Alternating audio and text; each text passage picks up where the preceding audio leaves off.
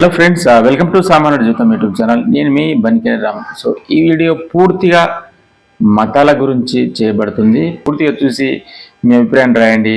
అలాగే ఇప్పటివరకు సబ్స్క్రైబ్ చేయని వాళ్ళు మా ఛానల్ని సబ్స్క్రైబ్ చేయండి, సపోర్ట్గా నిలవండి. సో ఫ్రెండ్స్, ఒకప్పుడు మతం అంటే అసలు మతం అనేది కూడా చాలామందికి తెలియదు. సో ఈ మత గొడవలు దాదాపు ఒకప్పుడైతే బొంబాయి సినిమాలో చూసాం. హిందూ ముస్లిం మధ్య ఘర్షణలు ఒక ముంబై సినిమాలోనే చూసాము. సో ఇలా ఉంటుందా? కొన్ని ప్రాంతాలలో మతాలకు సంబంధించి ఇలా ఉంటుందా, ఇలా చేసుకుంటారా అని చెప్పి ఆ సినిమా ద్వారానే మొట్టమొదటిగా చాలా మందికి అయితే ఇప్పుడు దాదాపు 30 to 40 ఏజ్ ఉన్న వాళ్ళందరికీ కూడా బొంబాయి సినిమా ద్వారానే మాత్రం ఒకప్పుడు తెలుసు. కానీ ఇప్పుడైతే మతం మతం మతం మతం చాలా వరకు అయితే ఒక్క మతమే కాదు, అన్ని మతాలలో మంచి వాళ్ళు మెజారిటీగా ఉన్నారు. సో రెచ్చగొట్టి సామాన్య ప్రజల్ని ఇబ్బంది పెట్టే వాళ్ళు కొంతమంది ఉన్నారు. ఈ మతాల మధ్య నష్టపోయేది అయితే మెజారిటీ అమాయక ప్రజలు. ఒకప్పుడు సిటీలో అయితే చూసాం కదా, బొంబాయి సినిమా చూసి అక్కడక్కడ కర్ఫ్యూలు జరిగేటివి, హైదరాబాద్లో వచ్చేసి అక్కడక్కడ కర్ఫ్యూలు జరిగేటివి. సో అక్కడ 144 సెక్షన్ అమలయ్యేది. మళ్ళీ 2 రోజులు 3 రోజుల తర్వాత సాధారణ వాతావరణం అయితే వచ్చేది. మనం అంతవరకు అయితే చూసాం. ఇప్పుడు 40 years ఉన్నవారంతా. సో ఇప్పుడైతే రోజు మతాల మధ్య యుద్ధం, అది సోషల్ మీడియాలో, ఇంకా ముఖ్యంగా వాట్సాప్ గ్రూపులలో. సో ఇంకా ఈ మతాల గురించి చెప్పుకుంటే ఒకప్పుడు పల్లెటూర్లలో అసలు మతం అంటే కూడా ఎవరికీ తెలియదు. శనివారం వస్తే గుడిలో భజనలు చేసుకుంటూ, గుడి బయట కూడా సామాన్య ప్రజలు కూర్చొని ఒక ప్రశాంతంగా ఉంటూ, యాక్చువల్లీ ఇప్పుడు కూడా ఉన్నారు. కానీ ఈ మతం అనేది గ్రామాల్లో కూడా వచ్చేసింది. దాని ప్రధాన కారణం సోషల్ మీడియా, యూట్యూబ్ కానీ, ఇన్స్టాగ్రామ్, ఫేస్బుక్ అండ్ వాట్సాప్. ముఖ్యంగా వాట్సాప్ గ్రూపులలో ఇప్పుడు అన్ని మతాల వాళ్ళు ఆయా మతాలలో ఆ మతాలకు సంబంధించిన వాట్సాప్ గ్రూపులలో అయితే యాడ్ అయి ఉన్నారు. అందులో అమాయకులు ఉంటారు, కనీసం అవగాహన లేని వాళ్ళు ఉంటారు, ఈ దేశంపై అవగాహన, చట్టాలపై అవగాహన లేని వాళ్ళు కూడా ఆ గ్రూపులలో ఉంటారు. హిందూ మతమైనా ముస్లిం మతమైనా. సో ఆయా మతాలలో కొంతమంది రెచ్చగొట్టే పోస్టులు అయితే విపరీతంగా పెడుతుంటారు. ఉదాహరణ ఎలా ఉంటుందంటే, గడిచిన 3 సంవత్సరాల క్రితం కొందరు ఒక సంఘటన జరిగి ఉంటుంది. అక్కడ దానికి సంబంధించింది అది ఏ రాష్ట్రంలో జరిగిందో తెలియదు, దేశ బయట జరిగింది తెలియదు. ఉదాహరణ మన దేశంలోనే రాజస్థాన్లో, ఉత్తరప్రదేశ్లో, బీహార్లో జరిగింది అనుకుందాం. సో ఆ 2-3 సంవత్సరాల కింద జరిగిన సంఘటన వాళ్ళు పట్టుడు పడి ఉంటారు, వాళ్ళకు శిక్ష పడి ఉంటుంది, అవన్నీ సాధ్యం చేసుకుని ఉంటారు, అది అక్కడికి అయిపోయి ఉంటుంది.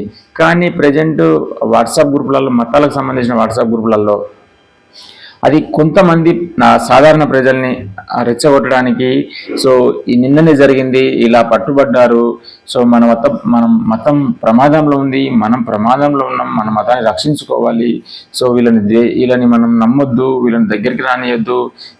అంటే ఈ ఒక మతం అని కాదు, ఏ మతం, నేను మాట్లాడే ప్రతి మతానికి ఎవరైతే రెచ్చగొడుతున్నారో, సో అది రెచ్చగొట్టే, ఏ మతంలో రెచ్చగొట్టినా ఇతర మతాలకు కూడా అన్ని మతాలకు వర్తిస్తుంది ఇది. సో ఇలా ఆ మత గ్రూప్లో ఉన్న సాధారణ అమాయక ప్రజలు సో ఆ పోస్ట్ని తీసుకొచ్చేసి వాళ్ళు ఉండే ఫ్యామిలీ గ్రూప్లో, వాళ్ళు ఉండే విలేజ్ గ్రూప్లో, వాళ్ళు ఉండే మండల గ్రూప్లో కానీ, వాళ్ళు ఉండే కాన్స్టిట్యున్సీ గ్రూప్లలో కానీ, ఏదో సాధారణ ఫ్యామిలీ గ్రూపులు, నార్మల్ అన్ని గ్రూపులలో ఆ మతానికి సంబంధించిన పోస్ట్ తీసుకొచ్చి ఈ నార్మల్ వాట్సాప్ గ్రూపులలో సెండ్ చేయడం. సో ఈ గ్రూపులలో ఉన్న వాళ్ళు, కొంతమంది అమాయకంగా ఉన్న వాళ్ళు ఇంకా రెచ్చిపోవడం.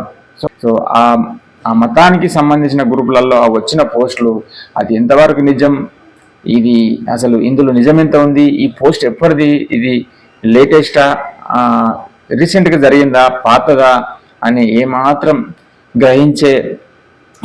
గ్రహించని సామాన్యమైన అమాయక ప్రజలు సో ఇలాగా షేర్ చేయడం. ఈ ఇన్ఫర్మేషన్ ఒక విలేజ్ అంతా, మనం ఊరంతా కలిసి ఉందాము, only village information, constituency development, మండల డెవలప్మెంట్, ఫ్యామిలీ రిలేషన్లో కూడా, మన ఫ్యామిలీ రిలేషన్లలో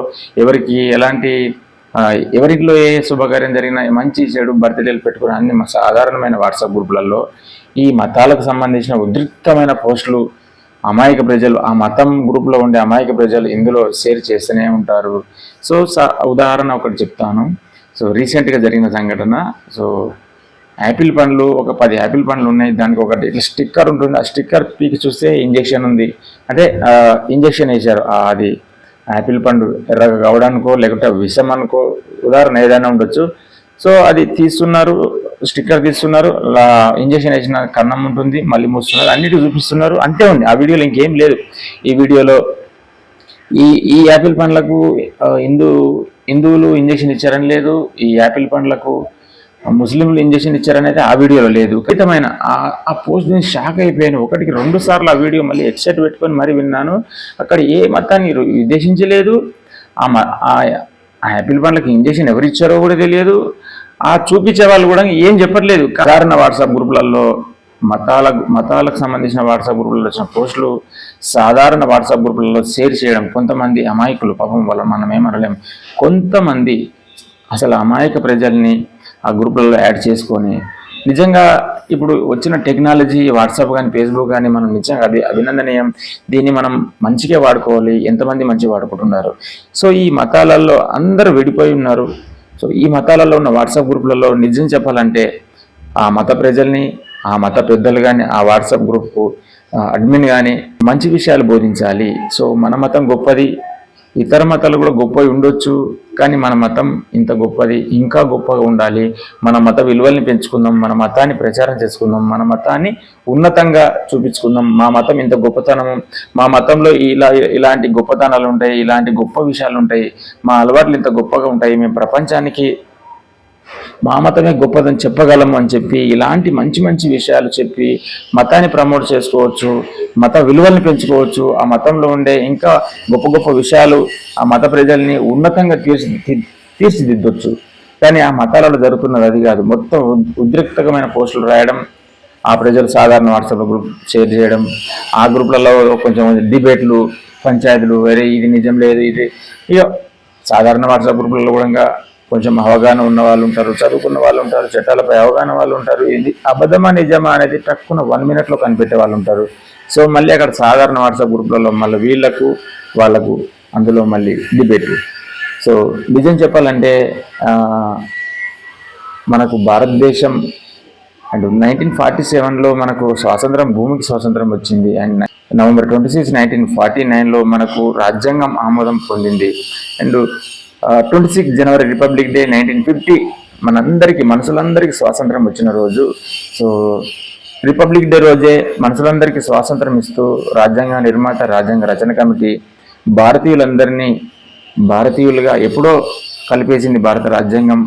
మనకు రిపబ్లిక్ డే రోజే అందరికీ స్వాతంత్రం ఇస్తూ అదే భారత రాజ్యాంగంలో ఆర్టికల్ 15 ద్వారా కుల, మత, లింగ భేదం లేకుండా ఉండకూడదు, చూపిస్తే నేరం, చట్టరీత్యా నేరం, అందరూ భారతీయులే, కుల, మత, లింగ భేదం ఏది ఉండకూడదు అంటే ప్రతి మనిషి భారతీయుడే. సో మనకు భారత రాజ్యాంగం, అందులో ఉండే ఆర్టికల్స్, అనేక హక్కుల ద్వారా మనమంతా భారతీయులం అని చెప్పి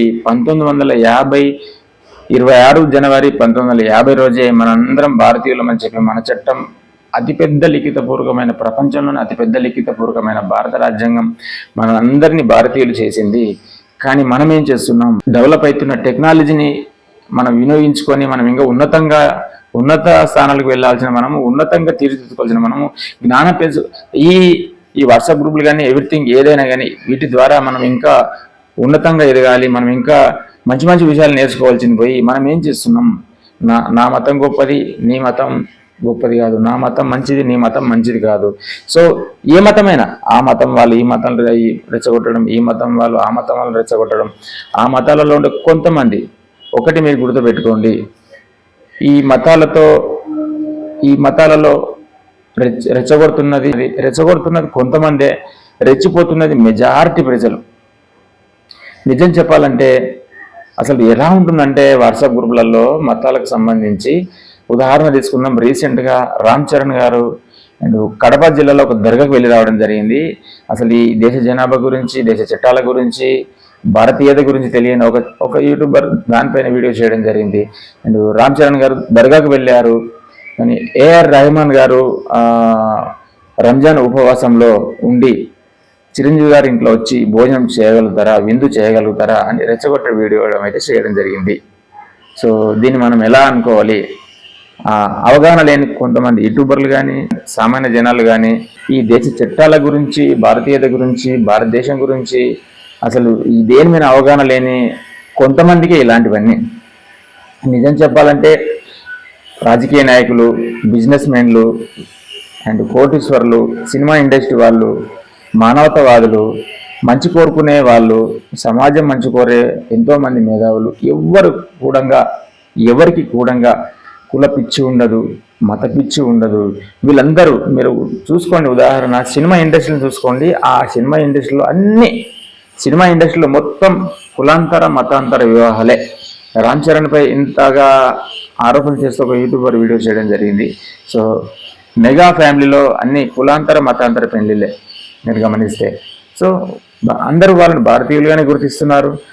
సో వీళ్ళందరికీ మత పిచ్చి ఉండదు, అసలు మతాల గురించి, దేశం గురించి, ప్రపంచం గురించి ఒక అవగాహన ఉంటుంది కాబట్టి వాళ్ళంతా ఇలా ముందుకు వెళ్తుంటారు. సో ఉన్నదంతా సామాన్య ప్రజలకి. ఆ సామాన్య ప్రజలను కూడా మనం తప్పు పట్టడానికి లేదు, ఎందుకంటే వీళ్ళంతా అమాయకులు, వీళ్ళకు ఏమాత్రం అవగాహన లేకుంటుంది కాబట్టి ఆ మత గ్రూపులను రెచ్చగొట్టడం, వీళ్ళు సెండ్ చేయడం, వీళ్ళు రెచ్చిపోవడం. సో చూశారు కదా ఫ్రెండ్స్, ఎంతమంది ఈ దేశంలో మత పిచ్చి, కుల పిచ్చి లేకుండా మతాంతర కులాంత వివాహాలు చేసుకుంటూ, సో మస్జిద్కి వెళ్ళే వాళ్ళు, చర్చికి వెళ్ళే వాళ్ళు, దర్గాకి వెళ్ళే వాళ్ళు, టెంపుల్కి వెళ్తూ కూడా మనం ఈ వరుసగా చెప్పుకున్న మానవతావాలు కానీ, కోటేశ్వర్లు అండ్ సినిమా ఇండస్ట్రీ, రాజకీయ నాయకులు, ఈ పై వర్గాలన్నీ కూడా ఎక్కడ కూడా ఇలాంటివి పాటించరు. సో కొంతమంది రెచ్చగొట్టడం వల్ల, మెజారిటీ అమాయక ప్రజలు రెచ్చిపోవడం వల్ల ఈరోజు అనేక సందర్భాలలో గొడవలు, అనేక సందర్భాలలో ప్రాణాలు కోల్పోవడం, అనేక సందర్భాలలో జైలు పాలవడం అమాయక ప్రజలే బలి అవుతున్నారు. సో ప్రజలారా గమనించండి, మత గ్రూప్లో కానీ, ఫేస్బుక్లో కానీ, డైరెక్ట్ మీకు బహిరంగ సభల్లో కానీ రెచ్చగొట్టే వాళ్ళు, ఈ పైన వర్గాలు చెప్పుకుంటున్నాము, ఎవరు కూడా కనీసం వస్తున్నారా, కొట్లాడడానికి వస్తున్నారా? రెచ్చగొడుతున్నారా తప్ప ఎవరు కూడా ప్రత్యక్షంగా వచ్చి గొడవ పడుతున్నారా? వాళ్ళంతా బాగున్నారు. సో ఉదాహరణ మనం ఆర్మూర్ ఎమ్మెల్యే రాకేష్ రెడ్డి గారు గొప్ప స్పీచ్ ఇచ్చారు. సో ప్రజలారా, మేమంతా కలిసే ఉన్నాము, మీరు రెచ్చిపోకండి, మేమంతా కలిసే ఉన్నాము, మీరు కలిసే ఉండండి, మీకు నా అసెంబ్లీ ఎంట్రీ పాస్ ఇస్తాను, వచ్చి చూడండి, మేమంతా టీవీలో మీ ముందు కొట్లాడతాం, కానీ అసెంబ్లీ సెషన్ అయిపోయిన తర్వాత అందరం కలిసిమెలిసి అన్నదమ్ముల్లా ఉంటాము, సో మీరు కూడా కలిసే ఉండాలని చెప్పి చాలా గొప్పగా చెప్పారు. దీన్ని ఉదాహరణ తీసుకోవచ్చు. సో అసెంబ్లీలో కొట్లాడే సన్నివేశాలు చూసి సామాన్య కార్యకర్తలు కూడా సబ్ గ్రూపులలో డిబేట్లు, పెద్ద పెద్ద పంచాయతీలు, కానీ అసలు సెషన్ అయిపోయిన తర్వాత వాళ్ళు ఎంత మంచిగా కలిసి ఉంటారు, ఎంత ఫ్రెండ్షిప్గా ఉంటారు, ఎంత బాగుంటారు అనేది మీరు వచ్చి చూడండి అని చెప్పి ఆర్మూర్ ఎమ్మెల్యే రాకేష్ రెడ్డి గారు చెప్పడం జరిగింది. సో ప్రజలారా గమనించండి, రెచ్చగొట్టే వాళ్ళు కొంతమంది, రెచ్చిపోయి జీవితాలు పాడు చేసుకుంటున్న వాళ్ళు మెజారిటీ ప్రజలు. సో ఈ రాజకీయ గొడవలు, మత గొడవలు, కుల గొడవలు, చట్టవిరుద్ధమైన కార్యకలాపాలు, వీటన్నిటికీ దూరంగా ఉందాము. మనం ముందు మన జీవితాలు సామాన్యులందరూ బాగుపడాలంటే ఫస్ట్ విద్యపై దృష్టి పెట్టాలి. ఈ తరం ఒక తరం అయితే అయిపోయింది.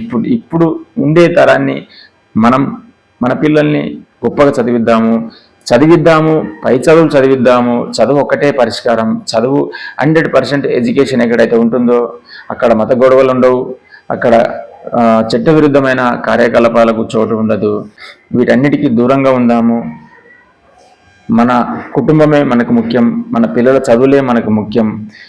మన కుటుంబానికి మించింది ఏది లేదు.